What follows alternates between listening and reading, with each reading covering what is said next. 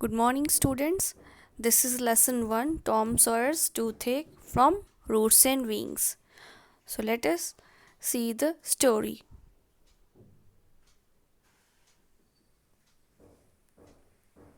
Chapter 1 Tom Sawyer's Toothache. On Monday mornings, Tom Sawyer usually felt miserable. He lay in bed thinking. He wished he was sick, then he could stay home away from school. He investigated if he had any ailment, but found none. Tom thought he could detect some colicky symptoms, but they soon grew feeble and then died away. One of his upper front teeth was loose.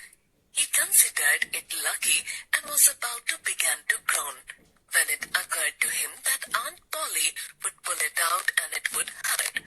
So he pretended that he had a sore toe. It hurt so much that he groaned loudly. But Sid was fast asleep and snored on. Tom was aggravated and said, "Sid, Sid," as he shook him. Sid yawned, stretched, and woke up. He stared at Tom and said, "What's the matter, Tom? I must call Auntie." "No, never mind. It will be over by and by. Maybe don't call anybody." But Sid flew downstairs and said, "Oh, Aunt Polly, come. Tom's dying." "Dying?" "Yes, don't wait. Come, quick." Aunt Polly fled upstairs with Sid and Mary at her heels. Her face grew wide and her lips trembled. When she reached the bedside, she gasped out, "You, Tom? What's the matter with you, child?" "Oh, Auntie, my sore toe's mortified." The old lady sank into a chair and laughed a little, then cried a little, then did both together. She told Tom to shut up and climb out of the bed. His groans ceased and the pain vanished. Tom felt a little foolish and said, "Aunt Polly, it seemed mortified and it hurt, so I never mind my tooth at all." "What's the matter with your tooth?"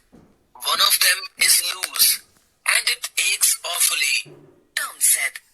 "Well, your tooth is loose, but you're not going to die about that. Mary, get me a silk thread and a chunk of fire out of the kitchen," said Aunt Polly. Tom said, "Oh, please, Auntie, don't pull it out. It doesn't hurt anymore. I don't want to stay away from school." "Oh, you don't you? So all this row was because you thought you'd get to stay home from school and go off fishing? Tom, I love you so much, and you seem to try every way you can to break my old heart with your outrageousness." By this time, the dental instruments were ready. The old lady made one end of the silk thread fast to Tom's tooth with a loop and tied the other to the bedpost. Then she seized the chunk of fire and suddenly thrust it almost into the boy's face.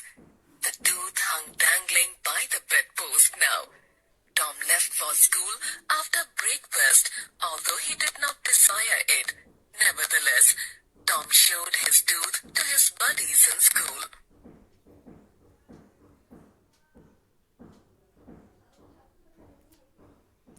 So, this was the story.